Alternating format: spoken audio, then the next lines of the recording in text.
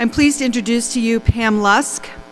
Pam is a psychiatric mental health nurse practitioner, specializing in evaluation and treatment of children and adolescents. She practices currently in rural Arizona, providing psychiatric services in a primary care clinic. She has received training as the Beck Institute for Cognitive Behavioral Therapy with Children and Adolescents. As associate clinical professor at Ohio State University College of Nursing, she has mentored students on the online child and adolescent mental health fellowship. She has co-authored the chapter on brief evidence-based interventions for child and adolescents in the second edition of the NAPNAP Practical Guide to Child and Adolescent Mental Health. Please welcome Pam Lusk.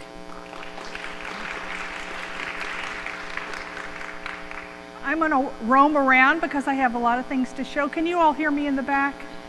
Okay, that's great. That's great. So the first thing I want to do is advance the slides. Is there a turn on button or something? All set? There we go. In the striped shirt is Jessica. She had every intention of being here. We did the abstract together. The end slides are hers, of her work. She's a pediatric nurse practitioner in a federally qualified health center in Florida. But she's also 38 weeks pregnant, and she lives in Florida, and her OB said, no. I had texted back and forth with her, and I said, how are you doing? And she said, I'm huge. So that's why she's not here. But she's gotten a chance to present her work before this, so for that I'm grateful. This is a teenager with her manual for CBT, and we don't use real patients. We use, staff members that work in the practice bring their kids in, and we use models, just so you know. We don't want to ever see a real patient on YouTube doing one of our CBT programs sometime in the future. Okay, so these are the learning objectives: the prevalence and anxiety in school-age children, and the need for timely evidence-based interventions. We'll describe just some common presentations of anxiety and stress, identify some screening tools and evidence-based treatment recommendations. But after being here for the last few days, how many of you all attended the psychopharmacology talk? That's what I figured. It would be an interest that would overlap with this. I'm going to spend most of my time talking about actually how do you do CBT with children in primary care, because that's what Jessica's project was. And I think some of the other speakers, I've been to sessions on integration of behavioral into primary care, and they too have reviewed the same literature. The literature is strong. It's clear that the best evidence-based treatment for children with anxiety and avoidant disorders is CBT.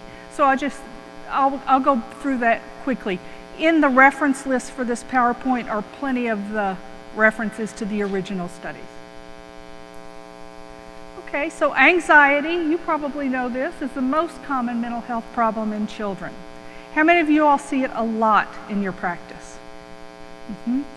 And where I, for probably the past 6 years, have worked just in primary care in a federally qualified health centers or in other primary care clinics, because I absolutely love being able to work with, for instance, anxious children. My work is with depressed adolescents mostly.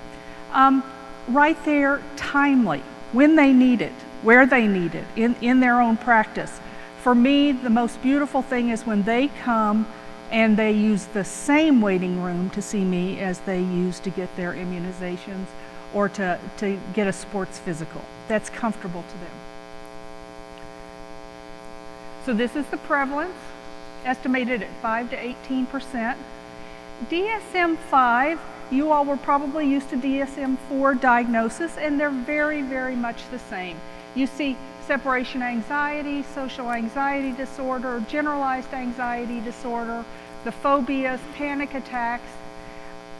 But the difference in DSM-5 is they pulled out stress-related disorders and made that a whole new category, and they also pulled out obsessive compulsive disorders and made that a whole new category so that they could devote more attention to it.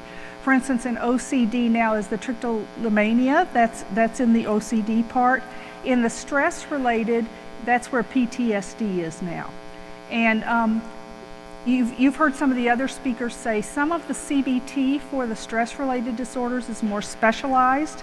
I'm not certified in the more specialized trauma-focused CBT, but there are people that do that.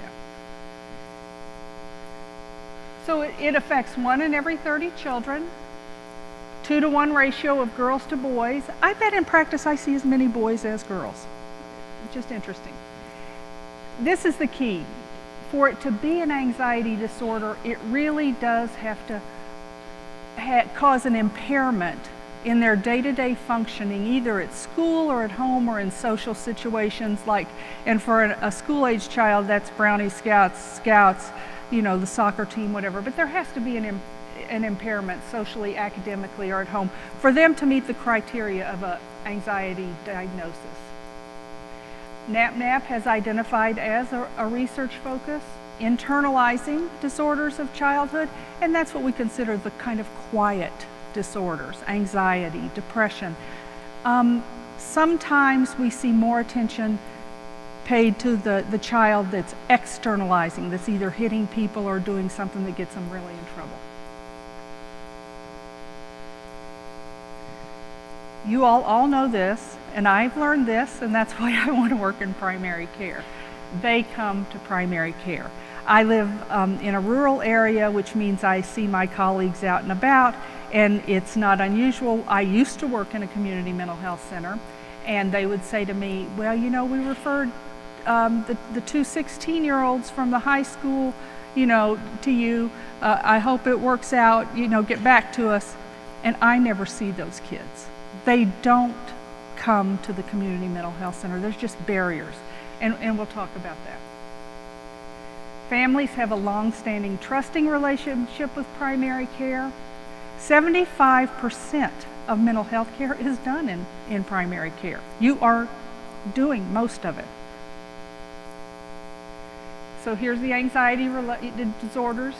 Also, you'll see adjustment disorder with anxious mood. I use that a lot.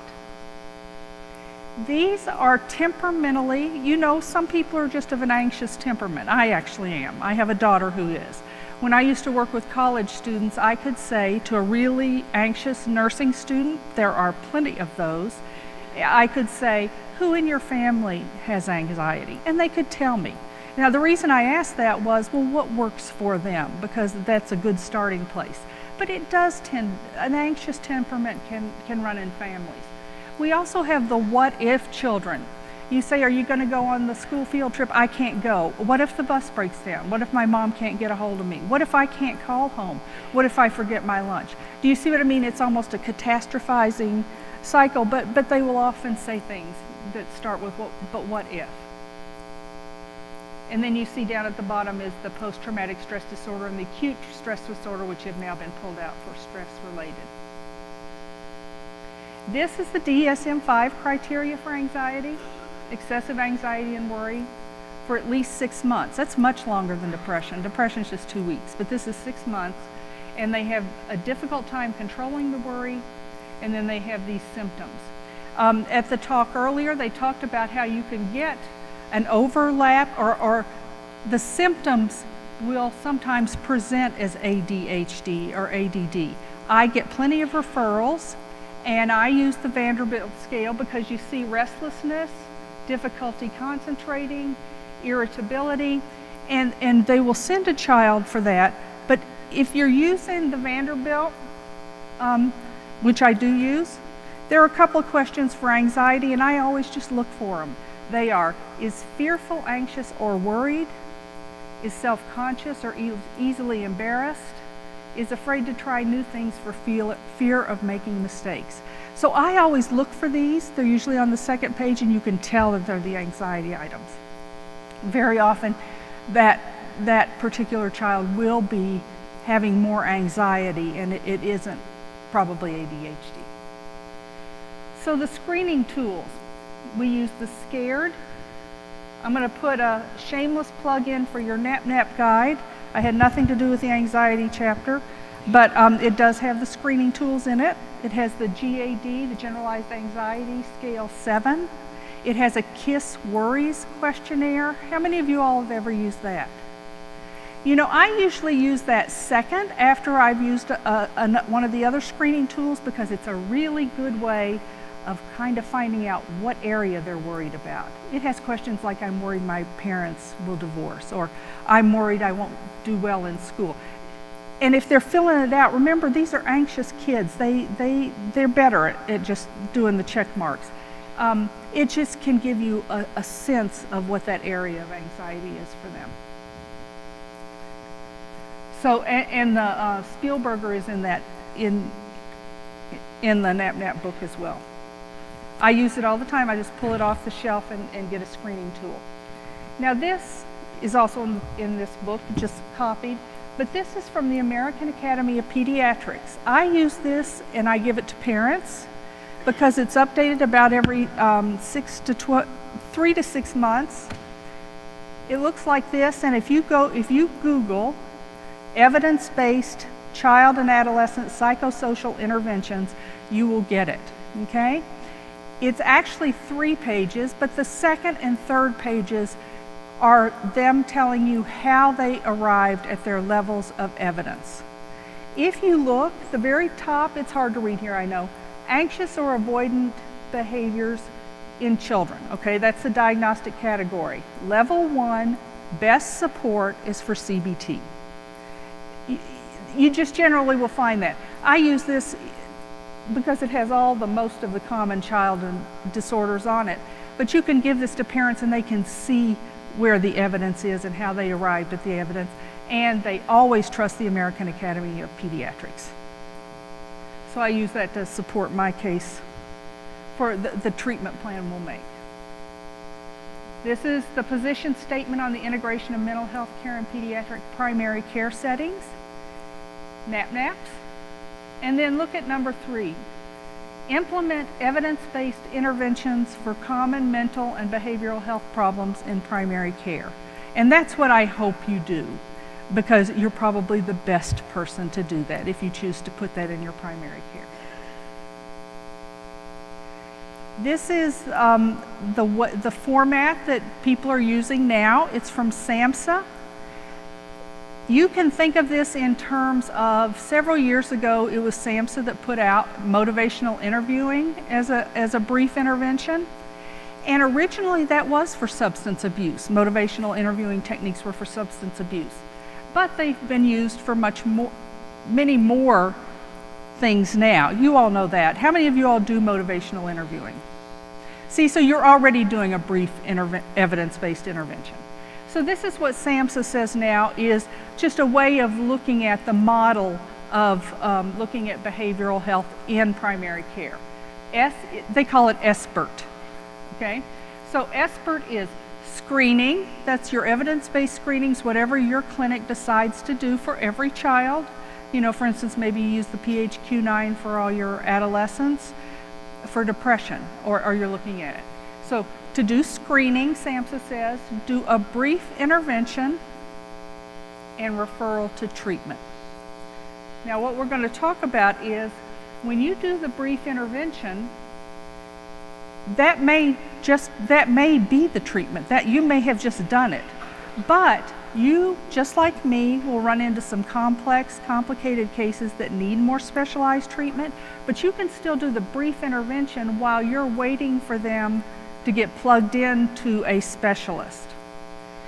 As a bit of history on Jessica's project, I was teaching at the Brandman University, and she came in as a DNP student. She's a PNP, had been a PNP for years working in her clinic, and we always, in the first evidence-based practice and thinking and scholarship course, we have people think of a burning question from their practice.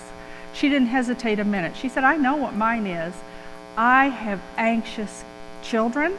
They're suffering. Their parents don't know what to do. I can make the referral. I always make the referral. I know to do that. But they're on a waiting list for 3 months. So they just continue to suffer. They aren't getting any intervention. So that it was a frustration for her. She said, I don't know what to do, but I want to go to the literature. I want to see what's out there that I can do in my practice to at least bridge that gap between the time that I see them and realize they have significant anxiety problems and they get hooked up with and actually she has very good resources in a university town, but again, another barrier, families have to drive. So that was her burning question from her practice that she wanted to address. So the SBIRT screening process is also in this book. This will say that CBT should be practiced by mental health professionals with appropriate education and skills. That it also can be learned by health professionals of all levels. You can learn to do CBT-based interventions. And if you look at practice guidelines for mild and moderate anxiety and mild and moderate depression, what they recommend is you start with the CBT intervention first before even considering medications. If somebody comes in and you see them and they clearly have major depressive disorder and they're a teenager, or they clearly have OCD so much that it's affecting their daily life, well, then you might want to consider medication. I came to using CBT from burning questions in my own practice. I was practicing in a primary care, and the first really notable example that came in was a young boy who was 7. And all day long, he would touch something and he'd say, oh, there's germs on that, I'm gonna die. Am I gonna die? And his mother would respond very appropriately. He got referred because the teacher said he's doing it 100 times a day and I'm ready to snap. You know, the teacher really, it was becoming disruptive in the classroom. So he came in and his mother said, you know, I've researched this and CBT is the best approach. And I said, yeah, it is, it actually is. So we looked for books. We had to order one from Great Britain that was called Think Good, Feel Good. And it was really good and it had some examples, but it wasn't what the young man needed. Now, his symptoms were so severe, he really did need a little SSRI Prozac, and he did very, very well, very well. You know, really, the last few times I saw him, I didn't hear anything about germs, but in the interim, he would touch something, he'd say, oh, there's germs on that, am I going to? No, it'll be all right. So he was using self-talk. So that was just the beginnings of a CBT approach with him. So brief intervention, just like you do motivational intervening, can be done by primary care providers in the context of brief office visits. It can be used as a standalone treatment. I think you'll find if you ever go this route, by the time they have their appointment with the psychologist in the university setting, you may have gotten such good outcomes that that's what they needed. And then I refer people, like I said, to trauma-focused CBT if that's what they need. We all do. But at least there's something you can do in the interim. What that does is it gives families hope. It says we're going to roll up our sleeves and we can actively go, we can address this right now. It teaches them also that there's a systemized way of addressing problems, and you can do that. We can do that. All of these, and I use COPE, which was developed by Bernadette Melnick.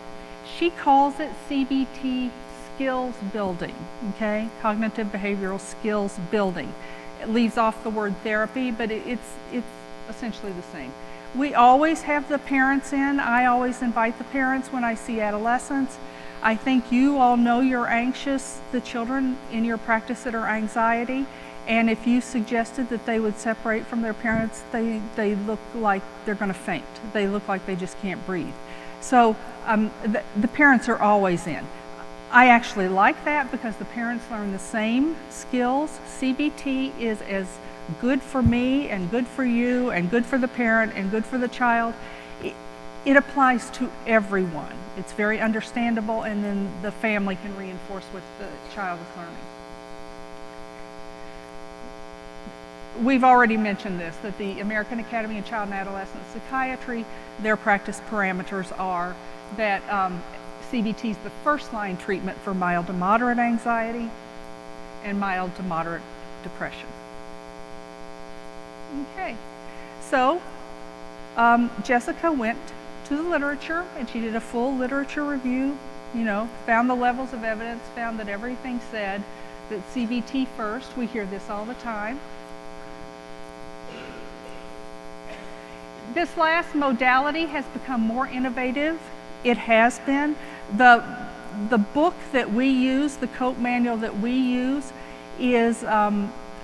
works very, very well in 20 to 30 minute appointments. That's a little different. In the literature, it used to always be an hour appointment for a cognitive behavior therapy session, and it was very formalized. Now we're going to different ways. You will see online programs. Actually, there's an online COPE program that teenagers and families could access. So you're seeing it change. All the young people have phones and games. They could easily have that. On my phone, I have an app for CBTI, that's CBT for sleep insomnia. And I haven't used it yet, but it's on there, just in case. So, going back to that chart, CBT is the first line treatment. Now, this manual is Coping Cat. It's by Kendall, Kendall. It's also in your reference list. It's out of the University of Pennsylvania, and most every study of CBT with children and adolescents uses this as the gold standard. Okay? It probably is set up more for an hour-long appointment. You can order this at Amazon.com. They also have a therapist manual that you can order along with it, and I think there's a parent manual. So I have a couple up here if you would like to just take a look at it and see how it looks. When I was doing my original project with depressed adolescents, I even would go to the studies, that they've published, and I'd dig a little deeper and find out what their CBT manual was, and I'd order it. It's usually available. I was able to get the one from the Treatment for Adolescent Depression study, and I could see it because remember, we do our literature review and all that, but will it fit with our patients in our practice? My project too was it had to be able to be done in 20 to 30 minute appointments, even if they were med management appointments, because that's how the busy schedule was going to allow me to work. They told me flatly, no, you won't be getting an hour appointment for each adolescent. That won't happen.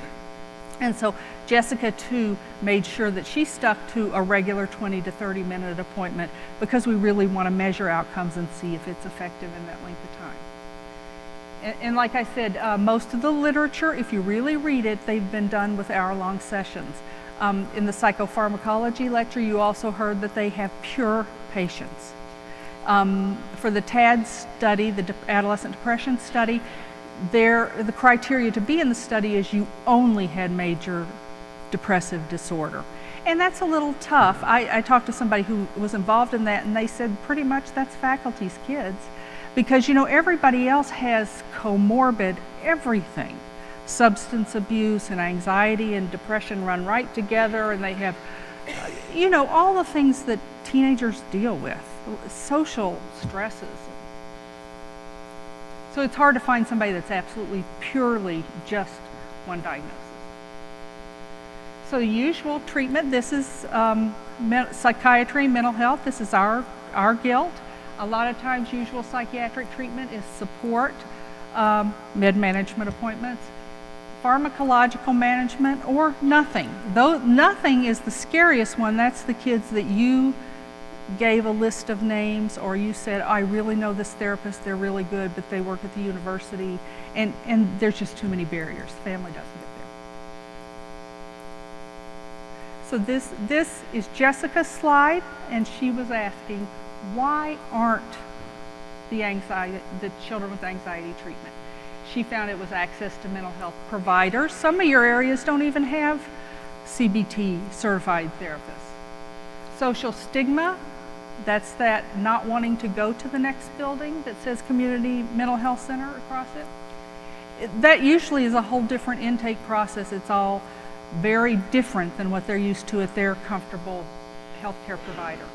Family limitations, cost, transportation. Families are so busy. they have siblings that need to do this, and their time is at a premium. And then insurance reimbursement limitations. So she wanted to address the evidence practice gap.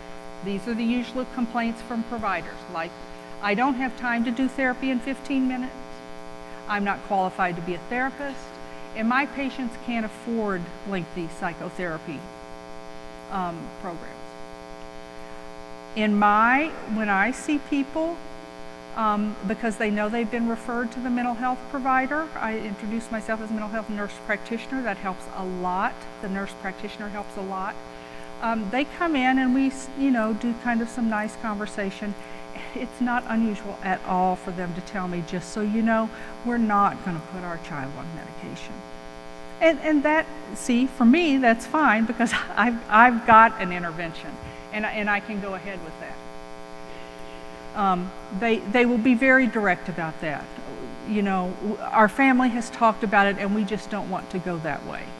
Now, also, I will start the CBT, I will start the COPE, but if, like, by the second or third, we do it weekly, by the second or third appointment, if as being just a bunch of techniques, but it really isn't. We do teach those, and then they can pick out the ones they like, use them, practice them, so that becomes part of them. Actually, in CBT, just like any other intervention or therapy, it's the relationship that's central. So this is from the COPE book, the COPE manual. And there's a manual for young adult college age, there's a manual for teenagers, which is how it started, and then the manual for the child, which is 7 to 11-year-old. If I see an 11-and-a-half-year-old and I'm thinking, which book, I show the parent and the child both and say which one. It's the same content, it's the same sessions, but the examples are different. Unhealthy coping in the teen book will say things like smoking, skipping school, letting your grades slide. In the child, coping in unhealthy ways might be hitting your sibling, or, they're just more the examples are more developmentally appropriate. So this is what they all remember the most. And because I work in a rural area, I will see these kids, and remember, I'm in their primary care setting, so I might see them in the waiting room. And if I can get them off to themselves, I'll say, what do you remember about the COPE program? And they'll go, the triangle. How I think affects how I feel and how I act. I've had one child that I saw, like 6 months later, and I said, what do you remember about the COPE program? And he said, I remember the pyramid. So, but I'm telling you, this is what they remember, and this is the core of it. It's in every lesson. And in the NAPNAP book, it's actually in there with some CBT kind of worksheets and some examples that you could just copy in your practice and use with a teen if you want to make the point that we're going to actively start doing something now, which is a real good approach. It explains it, it gives an example. The example in this book is of a 9-year-old who's going to a new school, and that's a trigger. You can't usually control the triggers. So his thinking is, I'll never have any friends. Nobody will like me. And how does that make him feel? He feels terrible. He's dreading going to school. He's anxious about going to school. He doesn't want to go to school. And his behavior is probably avoidant. Maybe we could start the second week of school. But that was his thought. So if you're working with a cognitive approach, you would say, okay, that's your thought. I'll never have any friends. Now let's just look at that like a scientist or a detective. Is that 100% true? Do you think that's 100% probably going to happen? Do you not have any friends now? And you let them figure it out. And they will figure out, oh, I guess the first day I went to the school I've been going to, I didn't know anybody, but I made lots of friends. I've got 3 friends. And you say, well, what are your friends' names? And name them. And what we do is reinforce that. Maybe they'll write that down on their they make a little note card of positive self-statements. I have 3 really good friends, John and Joe and Simon. Okay? And they just keep repeating it to themselves. So if the little boy in the example His thought is, I'm going to a new school and I don't know anybody, but I made 3 really good friends at my last school. His feeling is going to be a little different.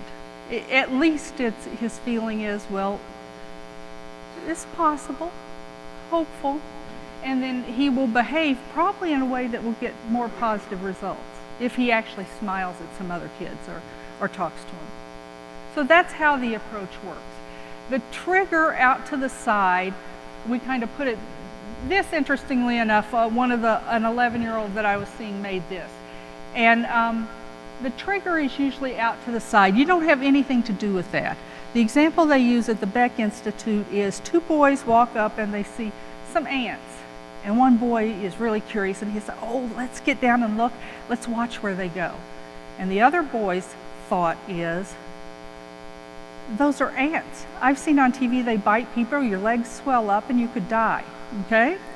Now, the ant was the anticipatory, it was the antecedent event. It was the trigger, and ant didn't do anything. The ant was just being an ant. Do you see what I mean? Nobody had anything to do with that. But it was the thought about the ant that was different for the 2 boys. A technique that they will use with that is, oh, so the boy that's curious, what could he say to his friend? What would you say to your friend if they were really afraid they might get bit by an ant? And let the child tell you that. And then the goal later on is, well, what could you say to yourself if you walk up into it's a frightening situation? What could you say to yourself? You know, I can keep my distance and see. Do you see what I mean? It's a lot of self-talk that we teach. So this is Jessica's prop. This is actually what the title of it is. Integrating the management of pediatric anxiety into the primary care setting and evidence-based intervention by a P&P in rural practice. I was a little trigger happy. So she went to the literature. And one of the first questions she asked was, I know CBT is the #1 evidence-based treatment, but can a pediatric nurse practitioner do that? So she went to the literature and looked for examples where pediatric nurse practitioners did do that. And in fact, it was the first edition of this book that stated very clearly that nurses and pediatric nurse practitioners and primary care nurse practitioners, if they have some training in CBT, may really do a really nice job of it. She could also find some articles where the P&P and collaborative care was doing some of this. So this is kind of wordy, but she just wanted to see, and what she ended up doing was choosing the COPE manual. And if you all ever decide to put this into practice or you decide to do a project with it, just look at the manuals and see what works for your kids. Now, I know I sound like I'm promoting it, but I've used the COPE manual for like 6 years. I have never had any teen or child not like it. Now, to me, that seals the deal. And before I used it in my project, I was practicing in mental health, community mental health. I deliberately chose 2 very, very different 17-year-olds. Remember, this has got some kind of sweet diagrams in it. And I did cope with them and then ask them how they like it. And both, the one that wore the polo shirts and was on the debate team and the khakis, he filled out his anonymous form that he liked it. The one that wore black, some kind of coat down to his sleeves with tattoos, and that was a girl, and her presenting problem was, I just want to kill someone. Okay, so I chose 2 very different people, and I thought, if these 2 like cope after they get through it, that works for me. With the children, they really love it. Jessica said when she finished there are 8 sessions, so it's time limited. Parents love that. It's not forever. It is a very structured 8 sessions. There's a beginning and the end. I used that when I negotiated it with my clinic directors in my practice, because they said, you can't start this with every teen. They'll love it, they'll keep going, because they looked at the manuals. They said, they'll love it, they'll just keep going forever. And I said, no, it's 8 sessions. There's a beginning and an ending, and you can track it all the way through. When she finished with hers, the little children cried that it was over, but their parents were pretty happy, because, you know, this is another trip every week, and they just want it to be reasonable. So last sentence, there are no current studies specifically looking at a CBT project like COPE provided by a pediatric nurse practitioner at this time, and so that's what she decided to do. So she got COPE and talked to her. She works with a pediatrician. The pediatrician was very excited about it because Jessica and the pediatrician, knowing their situation with long waiting lists, they felt hopeless. They felt terrible that they weren't able to address the needs of the children that were in their practice that they cared for. So Jessica is at a federally qualified health clinic in rural Florida. She had a convenient sample of children ages 8 to 13 with an anxiety diagnosis. They were already in her practice. They had already determined that they were anxious and needed an intervention. She excluded anybody that had MR or had psychosis or was suicidal, had significant depression.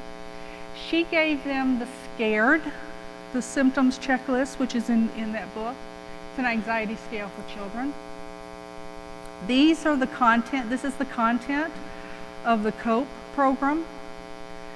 When I did my project, I looked up and could find very, very good evidence about what are the components that need to be in a CBT program for it to be effective. They have done meta-analysis of that, and this really does have all of those in it. Like my introducer said, I have been trained at the Beck Institute, and I can tell you that this program follows exactly with all the principles that they teach. Coping Cat does as well. So these are the other scales she used. She used the clinical global impression. She did a content quiz. What that meant is she gave the children her husband's a junior high teacher, and he helped her put it together kind of from the one that we had used before. But it asked them about the concepts of CBT before and after to see if they actually got content, if they actually learned something. And then she did the program satisfaction, the parent evaluation, and the child evaluation. Those are always totally anonymous. They just turn them into the front desk, no names. Okay. So these were her demographics. 6 were on meds, 8 weren't. There were 14, 11 females, 3 males. She could have done this project a lot longer, but she really wanted to finish the DNP and graduate, so she set a cutoff time. And this was the core of it. It's interesting, what we found when we first started doing it with children is if they're younger children, before you can actually do CBT, you have to make, well, you don't have to, but the best plan is to make flashcards. They're included in the manual, because you have to keep practicing what's a thought, what's a feeling is usually one word, and then what's a behavior or an action. And you keep practicing till they know that, because they have to know that to be able to do this. So these are the flashcards that you cut out. Like, for instance, excited, what's that? It's a feeling. You see what I mean? This is a thought. I am not good at math. So their parent can cut that out and practice with them. It also helps, and then the parent is practicing too. So all of the activities are child-based. So we teach that there's a trigger event, and then an automatic negative thought, a negative feeling, negative action. And some of the things we teach them is the positive self-talk.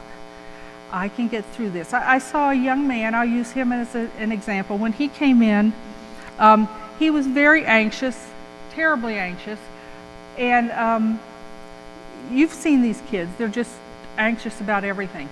But what he learned was to, as far as a stress response and a healthy coping skill, he came up with this, and that's another key. The kids will come up with what works for them, which is really good, because at the end of the treatment, remember, they did it. They did it. You didn't do it to them, they did it. They figured it out. They were the detective, they figured it out. He figured out on his own that when his anxiety started going way up, and we teach them, how that feels in their body, that he would ask the teacher, and the teacher was kind of cued in, I need to get a drink of water. He said I would walk to the water fountain, take 3 deep breaths. I'd tell myself, I can do this. I've done it before. I can do this. He said I'd get a drink of water, and I'd go back to the classroom. See, that's a brilliant solution. The teacher was fine with that. She'd much rather have that than to have him suffering through class. So they learn those kind of things. It's centered on their thoughts, always, because that's the CBT approach. In CBT, classic CBT, sessions are structured. There's always a structure, and this is just like that for kids. Always in CBT, when the person comes in, you have a check-in, how are things going? That's the part of time where if you find out, oh, dad's getting transferred across the country, that you know that that's going to be important, okay? There's always mood monitoring, and I'm going to get a COPE manual, because in the COPE manual, it's awesome. In the teen manual, it's words. But in the COPE manual, it's a little thermometer. And they just color it in for how much anxiety they're feeling. So in CBT, there's always mood monitoring. And then you do the work, and then there's a wrap-up. In these treatment manuals, there's a summary of what we did today. Today, we practiced deep breathing, and then we looked at ways of positive coping, that kind of thing. There's a little paragraph wrap-up, and then you tell them what their homework will be, and the homework is in these pages. This is homework for the skills building session 3. I happen to know is a stress and worry session. Draw a picture or write a story about how you used a healthy coping skill when you were upset this week. Do you see what I mean? It's not terrible. It's relatively pleasant. Practice staying in the moment, and this suggests that they get some gum and they count how many chews it takes for the flavor to go away, and then they remind themselves, now were you worried when you were doing that? And no, they weren't. We use an example about the dog. When your dog goes outside, is it worried about what is going to happen tomorrow or regret what had happened yesterday? No, the dog is in the moment. So we teach some techniques like that. It's always goal-oriented and problem-focused, and the sessions lead you through that. Whatever you use.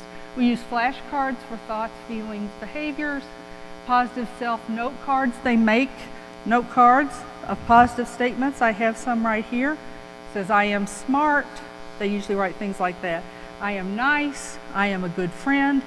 They take these home and put them on their table, and they say them over and over. And then when things get tight, they can say, I'm a good friend, I'm nice, I'm smart. Do you see what I mean? They're reinforcing the positive. Homework, you saw the homework. 3 C's is an activity that I absolutely love to do, and it's a family's favorite. It's called catch it, check it, and change it. So every time you hear the child or the child catches themselves saying an automatic negative statement, they catch it, and then they check it. Is that true? Could there be another explanation?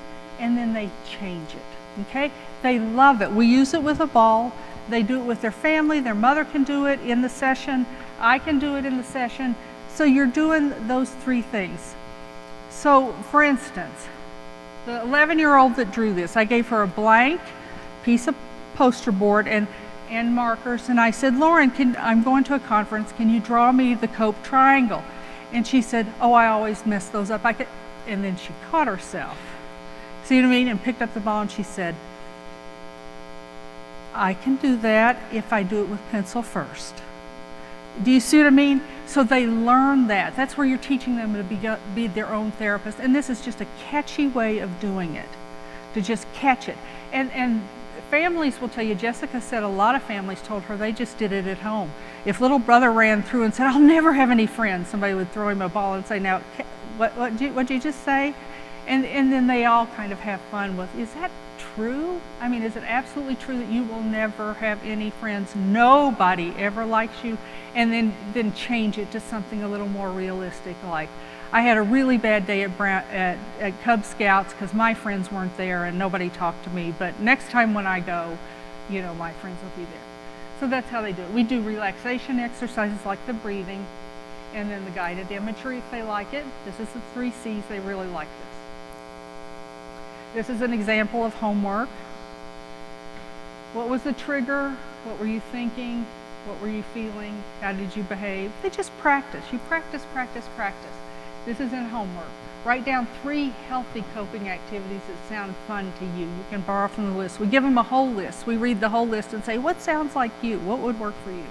Or they can make up their own. A lot of kids' video games will take them away at least time to regroup, and I'm fine with that. So this is her project. These are her findings. These are in your handouts, but I'll show you. This I actually love because this is just the way practice is, isn't it? So everybody had high anxiety and decreased, except for one person who went up. Now, we had another psych and mental health NP student who did a project like this, and she had a lot of these results. And she knew the kids got better. It was in a psychiatry practice. And she talked to the mother. She said, what is it? And what they came up with was, through the program, the child learned what anxiety was. And when they filled out like the Beck Youth Anxiety Scale at the end, they had a much better idea of what they do. And they would have told you, I'm way better, but now I understand how to fill out this form. Okay, so Jessica did this really awesome thing, but she said the key thing she heard from the families were, you gave us the help we needed. That's what they said. You gave us the help that we needed right then. Her content quiz, as we would expect, the kids actually did learn content about, thinking, feeling, those kind of things. On the clinical impression scale, very much improved and much improved. There was no doubt about it. Jessica still uses this in her practice regularly. She has people who refer to her, and the pediatrician she works with just calls her into her office every day, and I just sent this family to you. But Jessica really loves it. So this is for sustainability. She thinks her intervention was effective. She, as a PNP, could do it. She had a COPE training at NAPNAP. That's the only training she had. She had COPE training at NAPNAP. Remember, it's now online. I have some COPE brochures up here if you want them. There's also an ad in the program where you can just go to Cope to Thrive, I think it's .com or something, and you can find out about that. The training's online now if you want it. Now this is key, and all of you all probably are wondering about this. Jessica was reimbursed 100% of the time, even though some of her kids were Medicaid, some of her kids were private insurance, because she used 99214. That's also what I use in primary care. The coders and billers where I work called me in and said, if you will just add these sentences, we'll never have a problem. If you will just write these words more than half of the time face-to-face in counseling. And it was 100% of the time actually, because if you have a med check, you can do that in the same half hour. You don't need any extra time for that. The parent's right there with you. But the other thing is, I always chart for me that Joseph and I completed session 3. He gave some good examples of handling stress, and just something personal. But what that does is next week, not only do I remember what he does to handle stress, but I know we're on session 4. So I know when he comes in, we're going to do the homework for session 3 and then go to session 4. You'll appreciate that you did that because you think you'll remember, but you don't. And the kids bring their books back and forth. Your book is the same as their book. You're both using the same book. Mm-hmm. Huh? If you noticed in Jessica's, it looks like her practice was printing them because hers were black and white. In my practice, I order them from Cope in their color and spiral bound. I can tell you that I used to get them printed at Staples and spiral bound, and they cost a fortune. They cost less because Byrne can publish them in big, but you could also copy them if you want to. But anyway, she got reimbursed 99214 every time. No, the COPE, which is the she was asking which manual we were talking about, and we were talking about the COPE book, the COPE for Children, this one. I've been holding up the Coping Cat for all along, but I was talking about this one. So Byrne does not mind, I don't think, if you print your own, if you've been through the training and stuff. She doesn't want everybody in the world. She just would like to teach how it was developed and how to do it. And I think we all feel good about that. We all took training in motivational interviewing. So anyway, this is just a really great thing to add to your toolkit. You can do it while you wait for the referral to happen in 3 months. I bet you'll find out, because I do it in my practice every week, and I measure outcomes. I give the Beck Youth Anxiety Scale or the Beck Youth Depression Scales. I always measure outcomes before and after, and I always get a good result. But I want to make sure that I am. I don't want to keep doing something that doesn't have strong clinical outcomes. So Jessica's project got strong clinical outcomes, positive. It was cost effective for her practice because they billed for it. And then also the other part of the AAA, parents and children loved it. They learned skills that they take the rest of their life. Hopefully these kids will remember to do some of this when they go to high school. Or another thing. The parents said, "You gave me the help we needed." And this is just one of the things that was written. You also give them hope, and you teach them that yes, these issues, they're treatable. Anxiety is treatable. It absolutely is. Depression is treatable. And you just show them that you can systematically provide that treatment. And I just want to show you this. Renee's up here. Renee was Jessica's dean at Brandman. Jessica's project this year for 2014-15 at the Doctoral Education Conference of the American Association of Colleges of Nursing, she got the DNP project, final project award. They give one a year. So it was just awesome. You should be very proud of Pediatric Nurse Practitioner and when they announced her, they said, Jessica is a Pediatric Nurse Practitioner and she practices at a federally qualified health center. But see, she just went after the burning questions she had in her practice. And she made a huge difference and will continue to do that. And hopefully we'll be here next year to present this. She presented it at AAC, so I feel good about that. She presented her results first. It's also, she's already corrected the proofs. It'll be in the Journal of Pediatric Healthcare real soon, because I guess it's in press. So what questions do you have? I set it up for once a week, and what I have learned through experience is it takes about 3 months, and 3 months is longer than 8 weeks, but somebody always has a piano recital or it's fall break and they miss a week, and if they miss a week, you just start right back up. But it always takes about 3 months, and see, that's a good amount of time for that child and family to invest in this kind of learning.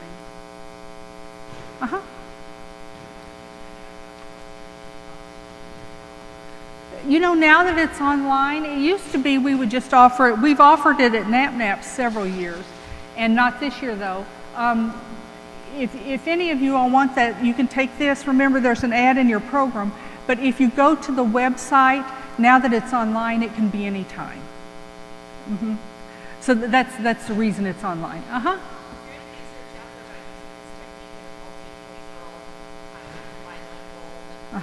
That's an interesting question. I had a young adult, and we have a manual for young adults, and she came in and she's Spanish speaking only, and I was working with a translator. And she had significant anxiety. She had been referred from the emergency room where she went for the sight of her face being numb. Long story short, she saw a primary care provider and they thought it was anxiety, so they sent her to me.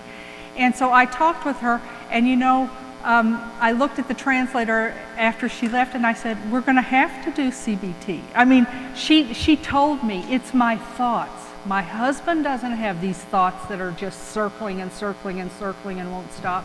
I have to change. And we translated it. We translated COPE into Spanish, and we used her examples in the manual. I actually gave her the first manual, but it was very effective. She was very appreciative, and her pre and post were really good outcomes. And even with language as a barrier. And as we would go through, she would tell us if there was a phrase that did not translate. Like, here's one that did not translate: feeling burned out. College students know what that means, but it didn't translate into Spanish. It was something about fire, and it didn't. So, but anyway, she told us that so that we could, our manual is good. Mm-hmm. Uh-huh.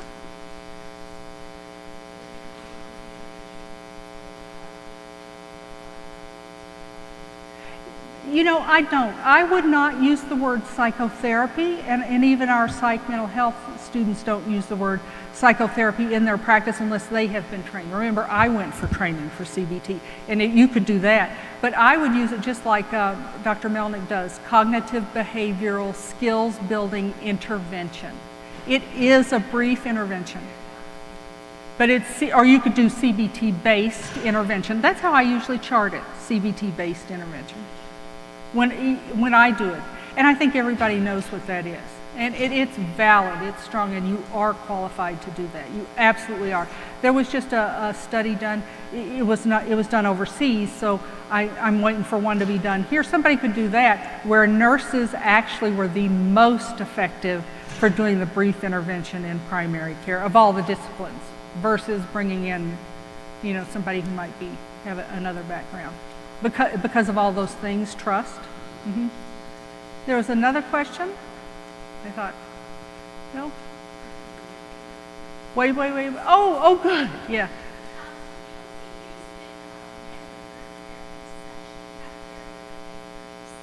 Yes, it started out as group. How Dr. Melnick developed it is she was the pediatric nurse practitioner in a psychiatric adolescent unit there to provide health and physical, and she was doing groups with the kids. She had some other CBT programs that seemed way over their heads, and so over a period of time she developed it and tested it, so it came from her group, health groups, in an inpatient unit. And now I know there are many other inpatient units that use it. In my primary care practice, I can't get 5 people to commit to come on Friday at 3:30. Or I would in a minute. They're using it in schools a lot. They use it with freshman health classes and have had actually Dr. Melnick did a randomized controlled trial with 9th graders at several high schools. And they even had an attention control, because I could be there for some of the thing, and I couldn't tell. The students all carried manuals, and I couldn't tell who was in the control group and who was in the other group. The attention control had almost like a Red Cross babysitting manual. So they got content, but they didn't get any cognitive behavior therapy-based content. So they had really good results with that. So you can use it in classrooms too. And the kids liked it. Any other questions? Well, thanks for staying till the end. And there's plenty of these. Just please, and if you want to see the 2 manuals, come up and look at them.